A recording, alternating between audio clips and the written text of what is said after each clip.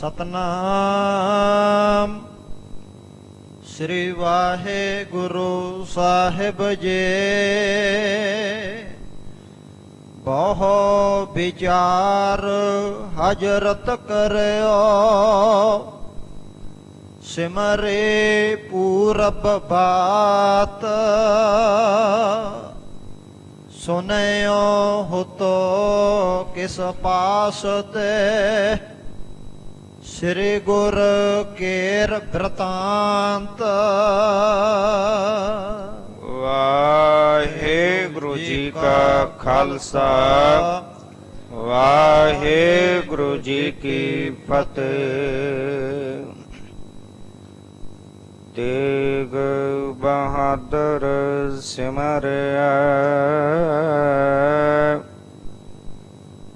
ਘਰ ਨਾਉ ਨਿਦ ਆਵੈ ਧਾਏ। ਸਭ ਥਾਈ ਹੋਏ ਸਹਾਇ।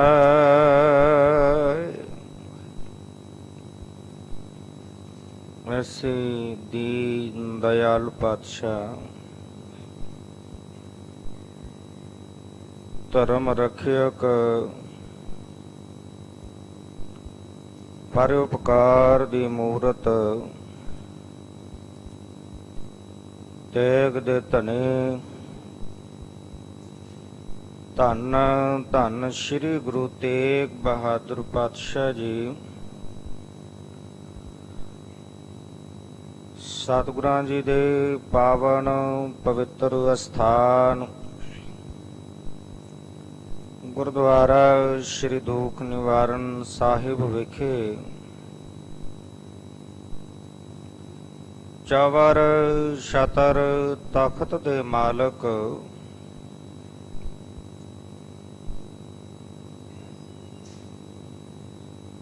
ਸ਼ਬਦਾ ਅਵਤਾਰ, ਹਾਲਤ ਪਲਤ ਦੇ ਰੱਖਿਅਕ, ਰੂਹਾਨੀਅਤ ਦੇ ਮੁਜੱਸਮੇ, ਧੰਨ ਧੰਨ ਸ੍ਰੀ ਗੁਰੂ ਗ੍ਰੰਥ ਸਾਹਿਬ ਪਾਤਸ਼ਾਹ ਜੀ ਦੀ ਪਾਵਨ ਪਵਿੱਤਰ ਹਜ਼ੂਰੀ ਅੰਦਰ ਪਿਛਲੇ ਪਹਿਰ ਦੇ ਸਜੇ ਹੋਏ ਸੁੰਦਰ ਸੱਚਖੰਡ ਦੀਵਾਨਾਂ ਦੇ ਵਿੱਚ ਹਾਜ਼ਰੀਨ, ਗੁਰੂ ਕੀ ਪਿਆਰੀ, ਗੁਰੂ ਕੀ ਸਵਾਰੀ, ਗੁਰੂ ਖਾਲਸਾ ਸਾਧ ਸੰਗਤ ਜੀਓ, ਵਡਭਾਗੇ ਹੋ ਜੋ ਆਪ ਜੀ ਨਿਤਾ ਪ੍ਰਤ ਆਪਣੇ ਨੇਮ ਅਨੁਸਾਰ ਨੇਮ ਨੂੰ ਨਿਭਾਉਂਦਿਆਂ ਹੋਇਆਂ ਹਿਰਦੇ ਅੰਦਰ ਪ੍ਰੇਮ ਧਾਰਨ ਕਰਕੇ ਗੁਰਚਰਨਾਂ ਦੇ ਵਿੱਚ ਜੁੜ ਕਰਕੇ ਰੱਬੀ ਬਾਣੀ ਦੇ ਸ਼ਬਦ ਕੀਰਤਨ, ਗੁਰ ਇਤਿਹਾਸ ਦੀ ਵਿਚਾਰ ਨੂੰ ਸਰਵਣ ਕਰਕੇ ਜੀਵਨ ਦਾ ਲਾਹਾ ਪ੍ਰਾਪਤ ਕਰਦੇ ਹੋ।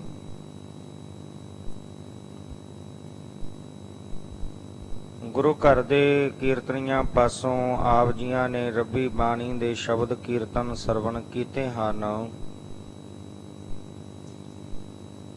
ਉਪਰੰਤ ਸਮਾਂ ਬਣਿਆ ਹੈ ਚੱਲ ਰਹੀ ਲੜੀਵਾਰ ਗੁਰ ਇਤਿਹਾਸ ਦੀ ਵਿਚਾਰ ਦਾ।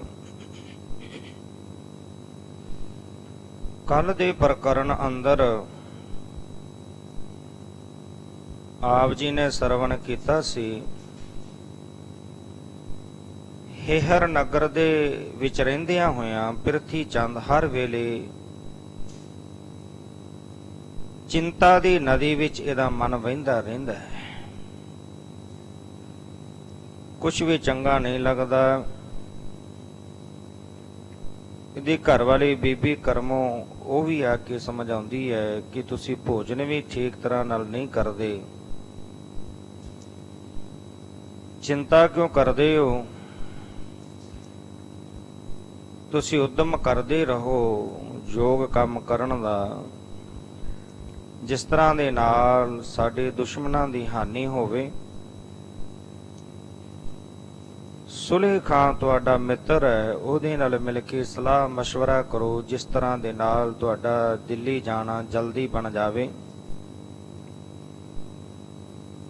ਇਸ ਤਰ੍ਹਾਂ ਗੱਲਾਂ ਬਾਤਾਂ ਕਰਦਿਆਂ ਪ੍ਰਿਥੀ ਚੰਦ ਨੂੰ ਭੋਜਨ ਛਕਾਇਆ ਬੀਬੀ ਕਰਮੋ ਨੇ।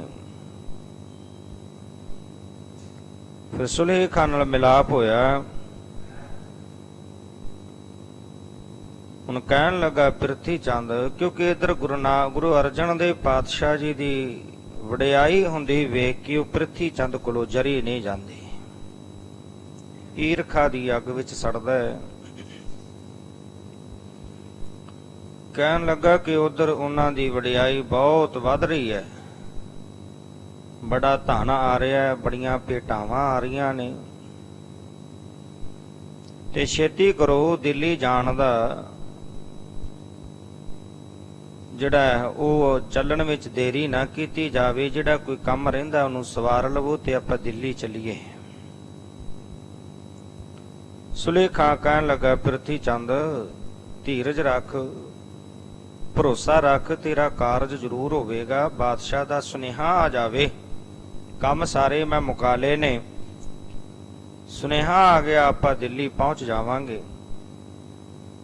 ਇਹਨੇ ਨੂੰ ਕੁਝ ਸਮੇਂ ਬਾਅਦ ਕੁਝ ਦਿਨ ਬਤੀਤ ਹੋਏ। ਸੁਲੇਹ ਖਾਂ ਦਾ ਭੇਜਿਆ ਹੋਇਆ ਜਿਹੜਾ ਦੂਤ ਸੀ ਉਹ ਬਾਦਸ਼ਾਹ ਦਾ ਪਰਵਾਨਾ ਲੈ ਕੇ, ਸੁਨੇਹਾ ਲੈ ਕੇ ਵਾਪਸ ਆਇਆ। ਹੁਣ ਸੁਲੇਹ ਖਾਂ ਨੇ ਚੱਲਣ ਦੀ ਤਿਆਰੀ ਕੀਤੀ। ਸਾਰਾ ਜਿੰਨਾ ਸਾਜੂ ਸਮਾਨ ਸੀ, ਧਨ ਇਕੱਠਾ ਕੀਤਾ ਸੀ ਉਹ ਲੈ ਲਿਆ। ਜਿਹੜੇ ਪਦਾਰਥ ਸਨ, ਹਾਥੀ ਘੋੜੇ, ਉਹ ਸਾਰੇ ਲੈ ਲਏ। ਹੁਣ ਪ੍ਰਿਥੀ ਚੰਦ ਨੇ ਨਾਲ ਚੱਲਣ ਦੀ ਤਿਆਰੀ ਕੀਤੀ ਹੈ। ਦਿੱਲੀ ਨੂੰ ਚਾਲੇ ਪਾ ਦਿੱਤੇ ਨੇ। ਦਿੱਲੀ ਪਹੁੰਚ ਕੇ ਜਿੱਥੇ ਸੁਲੇਹ ਖਾਂ ਉਹ ਆਪਣੇ ਸਥਾਨ ਤੇ ਪਹੁੰਚਿਆ, ਡੇਰਾ ਕੀਤਾ, ਨਾਲ ਹੀ ਪ੍ਰਿਥੀ ਚੰਦ ਨੇ ਵੀ ਉੱਥੇ ਡੇਰਾ ਕਰ ਲਿਆ। ਪਹਿਲੇ ਦਿਨ ਦੀ ਮੁਲਾਕਾਤ ਵਿੱਚ ਸੁਲੇਹ ਖਾਂ ਨੇ ਜਿਹੜਾ ਧਨ ਸੀ ਉਗਰਾਇਆ ਹੋਇਆ, ਉਹ ਹਾਥੀ ਘੋੜੇ ਹੋਰ ਬਹੁਤ ਕੀਮਤੀ ਜਿਹੜੇ ਤੋਹਫੇ ਲਏ ਸਨ ਉਹ ਭੇਟਾ ਕੀਤੇ, ਬਾਦਸ਼ਾਹ ਨੂੰ ਖੁਸ਼ ਕੀਤਾ। ਦੂਸਰੇ ਦਿਨ ਪ੍ਰਿਥੀ ਚੰਦ ਨੂੰ ਨਾਲ ਲੈ ਕੇ ਪ੍ਰਿਥੀ ਚੰਦ ਦੀ ਸਿਫਾਰਿਸ਼ ਕੀਤੀ ਕਿ ਧੰਨ ਗੁਰੂ ਰਾਮਦਾਸ ਪਾਤਸ਼ਾਹ ਜੀ ਉਹਨਾਂ ਦੇ ਵੱਡੇ ਸੁਪੁੱਤਰ ਹਨ, ਪ੍ਰਿਥੀ ਚੰਦ ਜੀ ਆਪ ਜੀ ਨੂੰ ਮਿਲਣ ਆਏ ਨੇ। ਬਾਦਸ਼ਾਹ ਬੜਾ ਖੁਸ਼ ਹੋਇਆ ਕਿ ਗੁਰੂ ਨਾਨਕ ਦਾ ਘਰ ਬਹੁਤ ਉੱਚਾ ਹੈ, ਬੜੀ ਉਪਮਾ ਹੈ ਗੁਰੂ ਨਾਨਕ ਦੇ ਘਰ ਦੀ। ਮੇਰੇ ਵੱਡੇ ਵਡੇਰੇ ਵੀ ਉਸ ਘਰ ਦੇ ਵਿੱਚ ਗਏ ਨੇ। ਗੁਰੂ ਨਾਨਕ ਦੇ ਘਰ ਦੇ ਵਿੱਚੋਂ ਮੇਰੇ ਵੱਡ ਵਡੇਰਿਆਂ ਨੂੰ ਰਾਜ ਭਾਗ ਮਿਲਿਆ। ਇਹ ਬਖਸ਼ਿਸ਼ਾਂ ਗੁਰੂ ਨਾਨਕ ਦੇ ਘਰ ਦੀਆਂ ਨੇ। ਇਸ ਤਰ੍ਹਾਂ ਨਾਲ ਵਿਚਾਰਦਿਆਂ ਹੋਇਆਂ ਪ੍ਰਿਥੀ ਚੰਦ ਦਾ ਸਤਿਕਾਰ ਕੀਤਾ। ਸੁਲੇਹ ਖਾਂ ਨੇ ਕਹਿ ਕੇ ਕੁਝ ਤੋਹਫੇ ਵੀ ਦਿਵਾਏ, ਮਾਨ ਸਨਮਾਨ ਕਰਾਇਆ। ਹੁਣ ਹੋਛੇਪਣ ਦੇ ਨਾਲ ਪ੍ਰਿਥੀ ਚੰਦ ਨੇ ਬੈਠਦਿਆਂ ਹੀ ਆਪਣੀ ਗੱਲ ਜਿਹੜੀ ਸੀ ਉਹ ਸ਼ੁਰੂ ਕਰ ਦਿੱਤੀ ਕਿ ਮੇਰੇ ਨਾਲ ਅਨਿਆਂ ਹੋਇਆ ਹੈ, ਗੁਰਤਾ ਗੱਦੀ ਤੇ ਮੇਰਾ ਹੱਕ ਹੈ, ਪਰ ਛੋਟਾ ਭਰਾ ਲੈ ਗਿਆ, ਸਾਰਾ ਕੁਝ ਸਾਂਭ ਕੇ ਬੈਠ ਗਿਆ, ਮੈਨੂੰ ਨਗਰ ਵਿੱਚੋਂ ਵੀ ਕੱਢ ਦਿੱਤਾ, ਕਿਸੇ ਦਾ ਡਰ ਨਹੀਂ ਮੰਨਦਾ ਆਦਿਕ ਇਸ ਤਰ੍ਹਾਂ ਨਾਲ ਗੱਲਾਂ ਬਣਾਈਆਂ। ਜਹਾਂਗੀਰ ਬਾਦਸ਼ਾਹ ਸੋਚ ਵਿੱਚ ਪੈ ਗਿਆ, ਵਿਚਾਰਨ ਲੱਗਾ ਕਿ ਇਹ ਕਿੱਦਾਂ ਦੀ ਇਹਨੇ ਗੱਲ ਕਰ ਦਿੱਤੀ ਜਿਹੜੀ ਚੰਗੀ ਨਹੀਂ, ਕਿਉਂਕਿ ਗੁਰੂ ਨਾਨਕ ਦਾ ਘਰ ਜਿਹੜਾ ਉਹ ਸ਼ਾਂਤ ਮਤ ਵਾਲਾ ਹੈ, ਤੇ ਜੇ ਗੁਰੂ ਨਾਨਕ ਦੇ ਘਰ ਦੇ ਵਿੱਚ ਇਹ ਲੋਕ ਝਗੜਨਗੇ, ਲੜਾਈ ਝਗੜਾ ਕਰਨਗੇ, ਤੇ ਅਸੀਂ ਜਿਹੜੇ ਸੰਸਾਰੀ ਲੋਕ ਆ, ਅਸੀਂ ਕਿੱਥੋਂ ਜਾ ਕੇ ਸ਼ਾਂਤੀ ਪ੍ਰਾਪਤ ਕਰਾਂਗੇ। ਇਸ ਤਰ੍ਹਾਂ ਦੇ ਨਾਲ ਜਹਾਂਗੀਰ ਬਾਦਸ਼ਾਹ ਮਨ ਅੰਦਰ ਵਿਚਾਰ ਰਿਹਾ ਤੇ ਨਾਲ ਹੀ ਉਹ ਸਮੇਂ ਨੂੰ ਯਾਦ ਕਰ ਰਿਹਾ ਜਦੋਂ ਧੰਨ ਗੁਰੂ ਰਾਮਦਾਸ ਪਾਤਸ਼ਾਹ ਜੀ ਨੇ ਗੁਰੂ ਅਰਜਨ ਦੇਵ ਪਾਤਸ਼ਾਹ ਜੀ ਨੂੰ ਗੁਰਤਾ ਗੱਦੀ ਦੀ ਬਖਸ਼ਿਸ਼ ਕੀਤੀ। ਆਓ ਇਥੋਂ ਅਗਲੇਰੇ ਪ੍ਰਕਰਨ ਨਾਲ ਜੁੜਨ ਵਾਸਤੇ ਮਨ ਬਿਰਤੀਆਂ ਨੂੰ ਇਕਾਗਰ ਕਰਨ ਦੇ ਲਈ ਰਸਨਾ ਦੀ ਕਲਿਆਣ ਹਿਤ ਆਖਣਾ ਕਰੀਏ ਜੀ। ਸਤਨਾਮ ਸ੍ਰੀ ਵਾਹਿਗੁਰੂ ਸਾਹਿਬ ਜੀ। ਸਤਨਾਮ ਸ੍ਰੀ ਵਾਹਿਗੁਰੂ ਸਾਹਿਬ ਜੀ। ਦੋਹਰਾ ਦੋਹ ਵਿਚਾਰ ਹਜਰਤ ਕਰਿਓ, ਸਿਮਰੇ ਪੂਰਬ ਬਾਤ। ਪਿਰਥੀ ਚੰਦ ਦੀਆਂ ਜਦੋਂ ਕੋਲੋਂ ਬਣਾ ਕੇ ਕਈਆਂ ਹੋਈਆਂ ਗੱਲਾਂ ਜਹਾਂਗੀਰ ਬਾਦਸ਼ਾਹ ਨੇ ਸੁਣੀਆਂ ਤੇ ਸੁਣ ਕੇ ਜਹਾਂਗੀਰ ਬਾਦਸ਼ਾਹ ਮਨ ਦੇ ਵਿੱਚ ਵਿਚਾਰ ਕਰਨ ਲੱਗਾ ਤੇ ਉਹ ਜਿਹੜੀ ਗੱਲ ਉਹਨੇ ਸੁਣੀ ਹੋਈ ਸੀ ਗੁਰਤਾ ਗੱਦੀ ਦੇ ਬਾਬਤ, ਉਹ ਗੱਲ ਨੂੰ ਯਾਦ ਕਰਨ ਲੱਗਾ। ਸੁਨਿਓ ਹੁਤੋ ਕਿਸ ਪਾਸ ਤੇ, ਸ੍ਰੀ ਗੁਰ ਕੇਰ ਬ੍ਰਤਾਂਤ। ਹੁਣ ਆਖਰਕਾਰ ਹਿੰਦੁਸਤਾਨ ਦਾ ਬਾਦਸ਼ਾਹ ਸੀ ਜਹਾਂਗੀਰ। ਹਿੰਦੁਸਤਾਨ ਦੇ ਵਿੱਚ ਕੀ ਕੁਝ ਹੋ ਰਿਹਾ ਉਹਦੀ ਖਬਰ ਤਾਂ ਮਿਲਦੀ ਹੋਈ ਸੀ। ਹੁਣ ਜਹਾਂਗੀਰ ਬਾਦਸ਼ਾਹ ਨੇ ਕਿਸੇ ਕੋਲੋਂ ਸੁਣਿਆ ਹੋਇਆ ਸੀ, ਇਹ ਖਬਰ ਉਹਦੇ ਤੱਕ ਪਹੁੰਚੀ ਹੋਈ ਸੀ ਜੋ ਧੰਨ ਸਾਹਿਬ ਸ੍ਰੀ ਗੁਰੂ ਰਾਮਦਾਸ ਪਾਤਸ਼ਾਹ ਜੀ ਨੇ ਗੁਰਤਾ ਗੱਦੀ ਦੀ ਬਖਸ਼ਿਸ਼ ਕਿਵੇਂ ਪਰਖ ਕਰਕੇ ਸੇਵਾ ਸਿਮਰਨ ਤੇ ਖੁਸ਼ ਹੋ ਕਰਕੇ ਧੰਨ ਗੁਰੂ ਅਰਜਨ ਦੇਵ ਪਾਤਸ਼ਾਹ ਜੀ ਨੂੰ ਬਖਸ਼ਿਸ਼ ਕੀਤੀ। ਇਹ ਸਾਰੀ ਗੱਲ ਜਿਹੜੀ ਸੀ ਅਕਬਰ ਬਾਦਸ਼ਾਹ ਨੇ ਇਹ ਸਾਰਾ ਬਿਰਤਾਂਤ ਸੁਣਿਆ ਹੋਇਆ ਸੀ। ਸੁਵਿਆ ਛੰਦ ਰਾਮਦਾਸ ਸਿਰ ਸਤਗੁਰ ਪੂਰਨ, ਗਾਦੇ ਪਰ ਲਗ ਸੁਤ ਬਠਾਏ। ਸੋਢੀ ਸੁਲਤਾਨ ਧੰਨ ਸਾਹਿਬ ਸ੍ਰੀ ਗੁਰੂ ਰਾਮਦਾਸ ਪਾਤਸ਼ਾਹ ਜੀ ਜਿਹੜੇ ਪਰਿਪੂਰਨ ਸਤਿਗੁਰੂ ਜੀ ਹਨ, ਅੰਤਰਜਾਮੀ ਘਟ ਘਟ ਦੀਆਂ ਜਾਣਨ ਵਾਲੇ। ਐਸੇ ਸਤਿਗੁਰੂ ਗੁਰੂ ਰਾਮਦਾਸ ਪਾਤਸ਼ਾਹ ਜੀ ਨੇ ਜਿਨ੍ਹਾਂ ਨੇ ਆਪਣੇ ਛੋਟੇ ਸੁਪੁੱਤਰ ਧੰਨ ਸਾਹਿਬ ਸ੍ਰੀ ਗੁਰੂ ਅਰਜਨ ਦੇਵ ਪਾਤਸ਼ਾਹ ਜੀ ਨੂੰ ਗੁਰਤਾ ਗੱਦੀ ਤੇ ਬਿਠਾਉਣਾ ਕੀਤਾ। ਆਪ ਸਮਾਏ ਗਏ ਸਚਖੰਡ ਸੋ, ਭੜ ਸੁਤ ਪਰਨਾ ਪ੍ਰਸੰਨ ਰਹਾਏ। ਆਪ ਆਪਣੇ ਹੱਥੀਂ ਇਹ ਗੁਰਤਾ ਗੱਦੀ ਦਾ ਕਾਰਜ ਕਰਕੇ ਗੁਰਿਆਈ ਦਾ ਤਿਲਕ ਗੁਰੂ ਅਰਜਨ ਦੇਵ ਪਾਤਸ਼ਾਹ ਜੀ ਨੂੰ ਲਗਵਾਇਆ। ਗੁਰਤਾ ਗੱਦੀ ਦੀ ਆਪਣੇ ਹੱਥੀਂ ਸੇਵਾ ਸੌਂਪ ਕੇ ਗੁਰੂ ਅਰਜਨ ਦੇਵ ਪਾਤਸ਼ਾਹ ਜੀ ਨੂੰ ਧੰਨ ਸ਼੍ਰੀ ਗੁਰੂ ਰਾਮਦਾਸ ਪਾਤਸ਼ਾਹ ਜੀ ਆਪ ਸੱਚਖੰਡ ਪਿਆਨਾ ਕਰ ਗਏ। ਉਹ ਕਦੀ ਵੀ ਆਪਣੇ ਵੱਡੇ ਸੁਪੁੱਤਰ ਤੇ ਖੁਸ਼ ਨਹੀਂ ਹੋਏ, ਕਿਉਂਕਿ ਉਹ ਆਗਿਆਕਾਰੀ ਨਹੀਂ ਰਿਹਾ, ਸੇਵਾ ਨਹੀਂ ਕੀਤੀ, ਪਿਤਾ ਦਾ ਕਹਿਣਾ ਨਹੀਂ ਮੰਨਿਆ। ਇਸ ਕਰਕੇ ਉਹ ਆਪਣੇ ਵੱਡੇ ਪੁੱਤਰ ਤੇ ਕਦੀ ਵੀ ਖੁਸ਼ ਨਹੀਂ ਸਨ ਰਹਿੰਦੇ। ਸੇਵਾ ਕਰੇ ਨਾ ਯਾਂਤੇ ਛੋ ਛੋ, ਗੁਰਤਾ ਦਏ ਨਾ ਸਭ ਸੁਖ ਦਾਏ। ਤੇ ਹੁਣ ਸੇਵਾ ਕੀਤੀ ਦੀ ਪਿਰਥੀ ਚੰਦ ਨੇ, ਕਿਉਂਕਿ ਇਹ ਤਾਂ ਜਿਹੜਾ ਸੇਵਾ ਕਰਦਾ ਗੁਰੂ ਘਰ ਦੇ ਵਿੱਚ, ਸੇਵਾ ਕਰਕੇ ਜਿਹੜਾ ਗੁਰੂ ਦੀ ਪ੍ਰਸੰਨਤਾ ਹਾਸਲ ਕਰ ਲੈਂਦਾ ਹੈ, ਉਹਦੇ ਤੇ ਰਹਿਮਤ ਵਰਤਦੀ ਹੈ, ਉਹਦੇ ਤੇ ਵਾਹਿਗੁਰੂ ਪਰਮੇਸ਼ਰ ਇਹ ਬਖਸ਼ਿਸ਼ਾਂ ਕਰਦਾ ਹੈ। ਹੁਣ ਪਿਰਥੀ ਚੰਦ ਨੇ ਨਾ ਤਾਂ ਸੇਵਾ ਕੀਤੀ ਤੇ ਸੇਵਾ ਨਾ ਕਰਨ ਕਰਕੇ ਪਿਰਥੀ ਚੰਦ ਖਾਲੀ ਰਹਿ ਗਿਆ।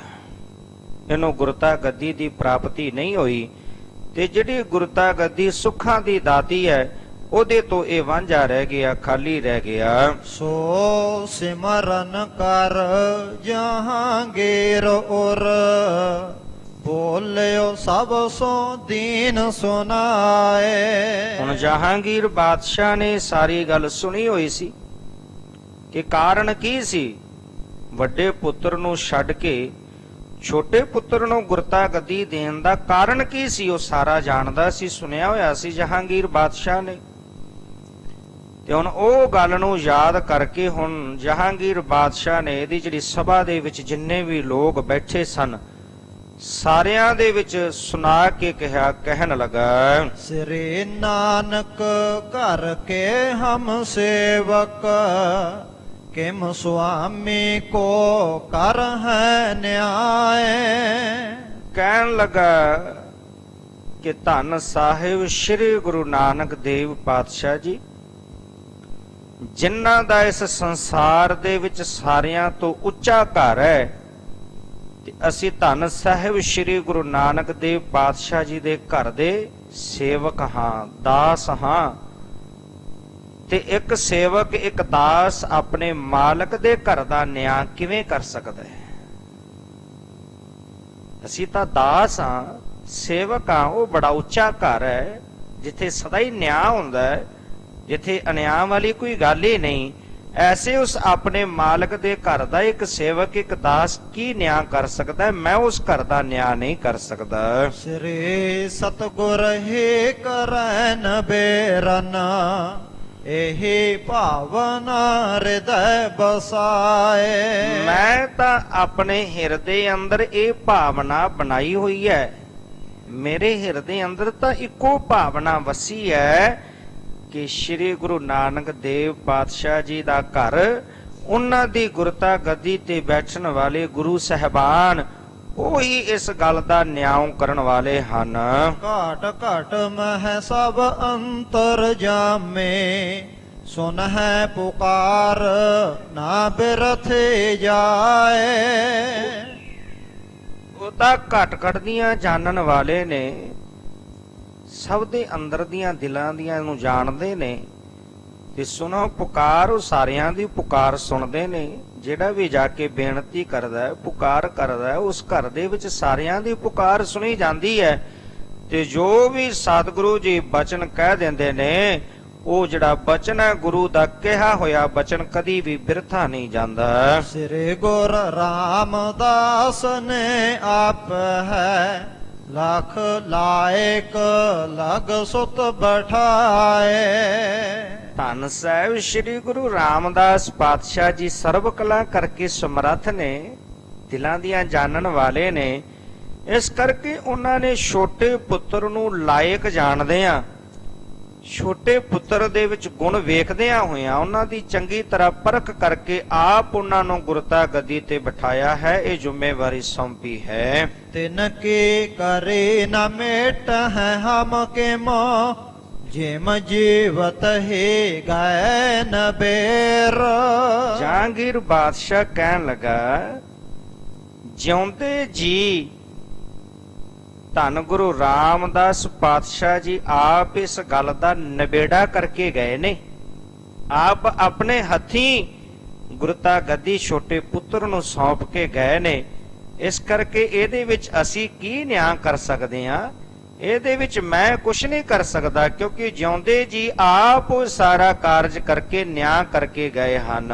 ਗੁਰਤਾ ਉਚਤ ਤੋਹੇ ਕੋ ਦੇਖਤ, ਦੇਤ ਭਲੇ ਨਾ ਹੋਤੋ ਕੁਛ ਬੈਰ।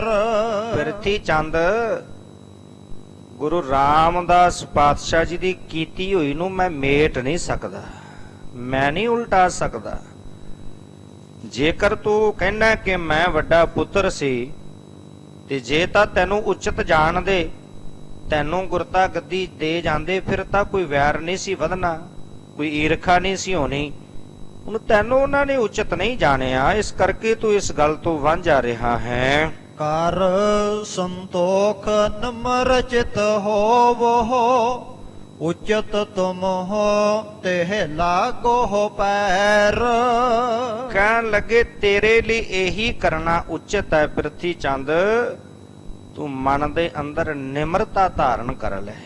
ਤੇਰੇ ਮਨ ਅੰਦਰ ਨਿਮਰਤਾ ਨਹੀਂ, ਆਪਣੇ ਮਨ ਨੂੰ ਨਿਮਰਤਾ ਵਿੱਚ ਲਿਆ ਤੇ ਧੰਨ ਸ਼੍ਰੀ ਗੁਰੂ ਅਰਜਨ ਦੇਵ ਪਾਤਸ਼ਾਹ ਜੀ ਦੇ ਜਾ ਕੇ ਚਰਨੀ ਲੱਗ ਜਾ। ਇਹ ਤੇਰੇ ਲਈ ਕਰਨਾ ਉਚਿਤ ਬਣਦਾ ਹੈ। ਗੁਣ ਮਹਿ ਬਡੋ ਬਡੋ ਸੋ ਜਾਨੋ, ਲਾਗ ਗੁਣ ਮਹਿ ਤੇ ਲਗ ਹੇਰ। ਜਿਹੜਾ ਗੁਣਾਂ ਦੇ ਵਿੱਚ ਵੱਡਾ ਹੋਵੇ ਉਹਨੂੰ ਹੀ ਵੱਡਾ ਕਿਹਾ ਜਾਂਦਾ ਹੈ, ਤੇ ਜਿਹੜਾ ਗੁਣਾਂ ਵਿੱਚ ਛੋਟਾ ਹੋਵੇ ਉਹਨੂੰ ਛੋਟਾ ਹੀ ਕਿਹਾ ਜਾਂਦਾ ਹੈ। ਕਿਉਂਕਿ ਜੇਕਰ ਆਪਾਂ ਦੇਖ ਲਈਏ ਕਿ ਮਨੁੱਖ ਬੜਾ ਉੱਚਾ ਲੰਬਾ ਹੈ, ਬੜਾ ਮੋਟਾ ਤਕੜਾ ਹੈ, ਜ਼ਰੂਰੀ ਨਹੀਂ ਕਿ ਉਹ ਤਾਕਤਵਰ ਹੋਵੇ। ਹੀਰਾ ਜਿੰਨਾ ਵੀ ਸੰਸਾਰ ਦਾ ਧਨ ਹੈ, ਮਾਇਆ ਦੇ ਰੂਪ ਨੇ, ਸੋਨਾ ਹੈ, ਚਾਂਦੀ ਹੈ, ਰਤਨ ਹਨ, ਕਈ ਪ੍ਰਕਾਰ ਦੇ ਮਾਇਆ ਦੇ ਜਿਹੜੇ ਰੂਪ ਨੇ, ਇਹਨਾਂ ਸਾਰਿਆਂ ਦੇ ਵਿੱਚੋਂ ਬਹੁ ਕੀਮਤੀ ਬਹੁ ਮੋਲਾ ਜਿਹੜਾ ਹੈ ਉਹ ਹੀਰਾ ਹੈ, ਬੜੇ ਛੋਟੇ ਆਕਾਰ ਦਾ ਹੋਇਆ ਕਰਦਾ ਹੈ। ਇੱਕ ਦਿਨ, ਕਿਉਂਕਿ ਜੇ ਆਪਾਂ ਵੇਖ ਲਈਏ ਕਿ ਮਨੁੱਖ ਦੀ ਉਮਰ ਵੱਡੀ ਹੈ ਤੇ ਜ਼ਰੂਰੀ ਨਹੀਂ ਕਿ ਵੱਡੀ ਉਮਰ ਦਾ ਮਨੁੱਖ ਸਿਆਣਾ ਹੋਵੇ, ਕਈ ਵਾਰੀ ਬੱਚੇ ਵੀ ਬੜੀਆਂ ਸਿਆਣੀਆਂ ਗੱਲਾਂ ਕਰਦੇ ਨੇ। ਸੇਖ ਸਾਧੀ ਤੁਰੇ ਜਾ ਰਹੇ ਸਨ, ਉਹਨਾਂ ਦੇ ਨਾਲ ਉਹਨਾਂ ਦਾ ਇੱਕ ਗਧਾ ਸੀ ਤੇ ਇੱਕ ਮੁਰਗਾ ਸੀ। ਸੇਖ ਸਾਧੀ ਬੜੇ ਪਰੇਸ਼ਾਨ ਸਨ। ਰਸਤੇ ਵਿੱਚ ਬੱਚਾ ਮਿਲਿਆ, ਕਹਿਣ ਲੱਗਾ ਕੀ ਗੱਲ ਤੁਸੀਂ ਬੜੇ ਪਰੇਸ਼ਾਨ ਨਜ਼ਰ ਆ ਰਹੇ ਹੋ? ਕਹਿਣ ਲੱਗਾ ਹਾਂ ਬੇਟਾ ਤੁਸੀਂ ਠੀਕ ਜਾਣਿਆ।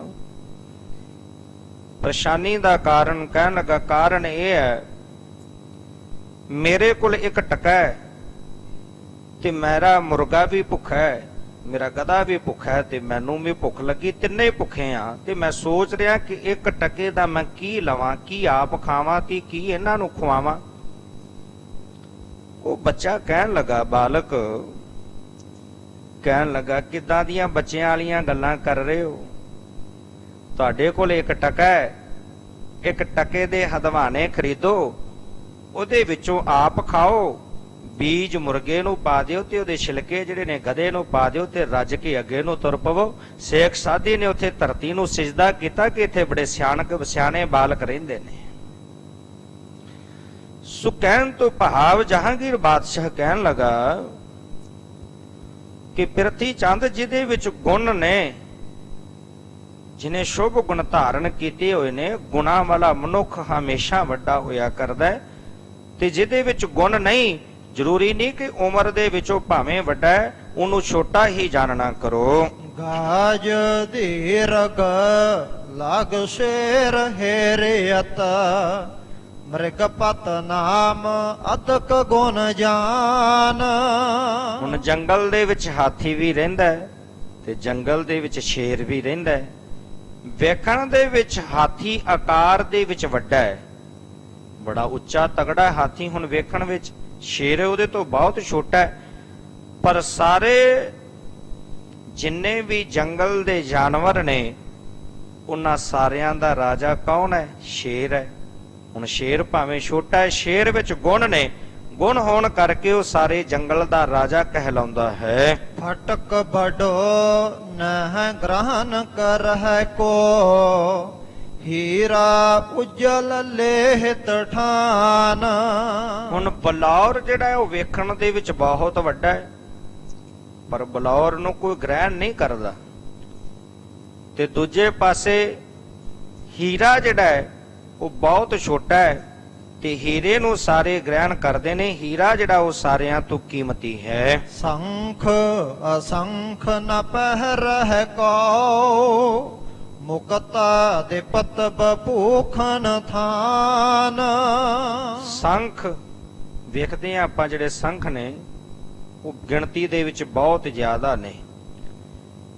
ਕਹਿਣ ਲੱਗਾ ਕਿ ਕਦੀ ਤੁਸੀਂ ਵੇਖਿਆ ਕਿ ਕਿਸੇ ਨੇ ਸੰਖ ਨੇ ਉਹ ਆਪਣੇ ਗਲ ਵਿੱਚ ਪਾਏ ਹੋਣ, ਕੋਈ ਉਹਦੀ ਮਾਲਾ ਪਰੋ ਕੇ ਪਾਈ ਹੋਵੇ? ਕੋਈ ਨਹੀਂ ਪਾਉਂਦਾ। ਗਿਣਤੀ ਵਿੱਚ ਸੰਖ ਬਹੁਤ ਨੇ,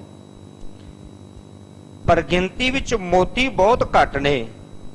ਮੋਤੀ ਜਿਹੜਾ ਹੈ ਉਹ ਗਹਿਣਿਆਂ ਦੀ ਥਾਂ ਲੈਂਦਾ, ਉਹਨੂੰ ਗਲ ਦੇ ਵਿੱਚ ਪਰੋ ਕੇ ਉਹਦੀ ਮਾਲਾ ਬਣਾ ਕੇ ਪਾਉਂਦੇ ਨੇ। ਮੋਤੀ ਜਿਹੜਾ ਉਹ ਬਹੁਤ ਕੀਮਤੀ ਗਿਣਿਆ ਜਾਂਦਾ, ਉਹਦੀ ਕਦਰ ਹੈ, ਉਹਨੂੰ ਸਾਰੇ ਚਾਹੁੰਦੇ ਹਨ। ਪੀਤਰ ਪਰ ਹਰ ਹੋਏ ਕਨੇਰੋ ਕੰਚਨ ਥੋਰ ਤਰਹਿ ਨਿਜ ਪਾਨ। ਹੁਣ ਕਹਿੰਦੇ ਪਿੱਤਲ ਬਹੁਤ ਹੋਵੇ, ਪਿੱਤਲ ਨੂੰ ਕਦੀ ਕੋਈ ਸਾਂਭਦਾ? ਕੋਈ ਨਹੀਂ ਸਾਂਭਦਾ। ਕਹਿੰਦੇ ਪਿੱਤਲ ਗਿਣਤੀ ਵਿੱਚ ਬਹੁਤ ਜ਼ਿਆਦਾ ਹੋਵੇ, ਪਿੱਤਲ ਦੀ ਕੋਈ ਵੀ ਸੰਭਾਲ ਨਹੀਂ ਕਰਦਾ। ਸੋਨਾ ਬਹੁਤ ਥੋੜਾ ਹੋਵੇ ਤੇ ਸਾਰੇ ਲੋਕ ਉਹਦੀ ਬੜੀ ਸੰਭਾਲ ਕਰਦੇ ਨੇ ਤੇ ਉਹਦੇ ਗਹਿਣੇ ਬਣਾ ਕੇ ਪਹਿਨਦੇ ਹਨ। ਗੁਣ ਤੇ ਵੱਡੋ ਇਸੇ ਤੇ ਜਾਨੋ ਪਿਤਾ ਤੁਮਾਰੇ ਪਰਖਨ ਕੀਨ। ਤੇ ਇਸੇ ਤਰ੍ਹਾਂ ਪ੍ਰਿਥੀ ਚੰਦ ਤੂੰ ਆਪਣੇ ਮਨ ਅੰਦਰ ਇਹ ਗੱਲ ਨੂੰ ਜਾਣ ਲੈ ਕਿ ਸ੍ਰੀ ਗੁਰੂ ਅਰਜਨ ਦੇਵ ਪਾਤਸ਼ਾਹ ਜੀ ਗੁਣਾਂ ਦੀ ਖਾਨ ਹਨ ਤੇ ਉਹਨਾਂ ਦੇ ਗੁਣਾਂ ਦੀ ਪਰਖ ਕੀਤੀ ਹੈ ਤੁਹਾਡੇ ਪਿਤਾ ਧੰਨ ਸ੍ਰੀ ਗੁਰੂ ਰਾਮਦਾਸ ਪਾਤਸ਼ਾਹ ਜੀ ਨੇ। ਸਾਰੇ ਗੁਣ ਪਰਖ ਕੇ ਉਹਨਾਂ ਤੇ ਫਿਰ ਬਖਸ਼ਿਸ਼ ਕੀਤੀ ਹੈ। ਅਪਰਨ ਤਿਨਹੁ ਸਮਾਨ ਜੋਰੇ ਅਲਪ ਬਸਾਲ ਲੇਤ ਸੁਭ ਚੀਨ। ਤੇ ਧੰਨ ਗੁਰੂ ਰਾਮਦਾਸ ਪਾਤਸ਼ਾਹ ਜੀ ਤੋਂ ਵੱਡਾ ਕੋਈ ਜੌਹਰੀ ਨਹੀਂ ਦੁਨੀਆ ਦੇ ਵਿੱਚ। ਪਰਖਣ ਦੇ ਵਿੱਚ, ਪਰਖ ਕਰਨ ਦੇ ਵਿੱਚ ਧੰਨ ਗੁਰੂ ਰਾਮਦਾਸ ਪਾਤਸ਼ਾਹ ਜੀ ਦੀ ਬਰਾਬਰੀ ਕੋਈ ਨਹੀਂ ਕਰ ਸਕਦਾ। ਜਿਹੜੇ ਸਾਰੇ ਗੁਣਾਂ ਨੂੰ ਜਾਣ ਲੈਣ ਵਾਲੇ ਨੇ, ਪਹਿਚਾਨ ਲੈਣ ਵਾਲੇ ਨੇ, ਚੰਗੀ ਤਰ੍ਹਾਂ ਪਰਖ ਕਰਨ ਵਾਲੇ, ਉਹ ਵੱਡੇ ਜੌਹਰੀ ਨੇ, ਉਹਨਾਂ ਦੀ ਬਰਾਬਰਤਾ ਕੋਈ ਨਹੀਂ ਕਰ ਸਕਦਾ। ਕਰੇ ਤਿਨਹੁ ਕੇ ਹਮ ਕੇ ਮਮੇਟ ਹੈ ਮਹਾਪੁਰਖ ਗੁਣ ਗਨ ਮਹਿ ਪੀਨ।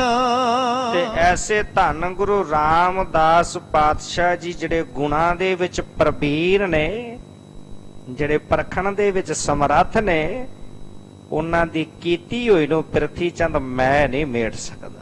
ਉਹਨਾਂ ਦੀ ਕੀਤੀ ਹੋਈ ਨੂੰ ਮੇਰੇ ਕੋਲੋਂ ਮੇਟਿਆ ਨਹੀਂ ਜਾਂਦਾ। ਜਿਨ ਕੋ ਨਮਸਕਾਰ ਨਿਤ ਕਰਨੇ ਕਿਮ ਸਮਤਾ ਚਾਹੈ ਜੋ ਪ੍ਰਬੀਨ। ਉਹਨਾਂ ਨੂੰ ਤਾਂ ਨਿਤ ਨਮਸਕਾਰ ਕਰਨਾ ਹੀ ਬਣਦੀ ਹੈ। ਉਹਨਾਂ ਦੀ ਕੋਈ ਬਰਾਬਰੀ ਨਹੀਂ ਕਰ ਸਕਦਾ। ਉਹਨਾਂ ਦੇ ਕੀਤੇ ਹੋਏ ਨੂੰ ਕੋਈ ਉਲਟਾ ਨਹੀਂ ਸਕਦਾ। ਕਿਸੇ ਵਿੱਚ ਕੋਈ ਤਾਕਤ ਨਹੀਂ। ਉਹਨਾਂ ਨੂੰ ਤਾਂ ਨਿਤ ਨਮਸਕਾਰ ਕਰਨਾ ਹੀ ਬਣਦੀ ਹੈ। ਇਸ ਕਰਕੇ ਜਿਹੜਾ ਸਿਆਣਾ ਮਨੁੱਖ ਹੈ ਉਹ ਕਦੀ ਵੀ ਉਹਨਾਂ ਦੀ ਬਰਾਬਰੀ ਨਹੀਂ ਕਰੇਗਾ। ਪ੍ਰਥਿਆ ਸੁਨ ਹਜਰਤ ਕੇ ਬਾਕਨ ਤਪਤੇ ਉਚਿਤ ਮਹਿ ਅਤ ਦੁਖ ਪਾਏ।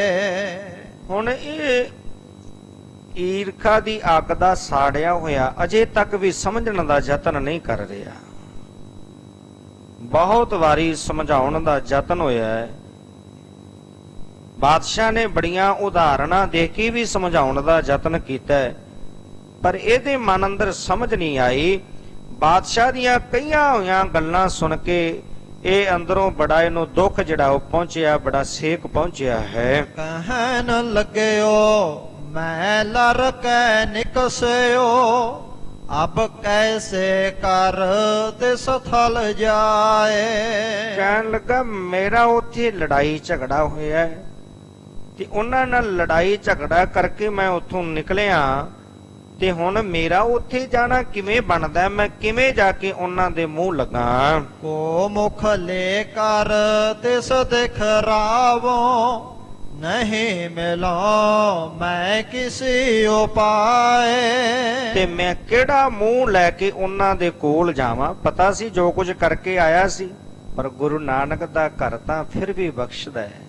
ਗੁਰੂ ਨਾਨਕ ਦੇ ਘਰ ਦੇ ਵਿੱਚ ਚੱਲ ਕੇ ਆ ਜਾਵੇ, ਇਸ ਗੱਲ ਦੀ ਸੋਝੀ ਨਹੀਂ, ਸਾਰ ਨਹੀਂ। ਤੇ ਕਹਿਣ ਲੱਗਾ ਮੈਂ ਉੱਥੇ ਕਿਹੜਾ ਮੂੰਹ ਲੈ ਕੇ ਜਾਵਾਂ?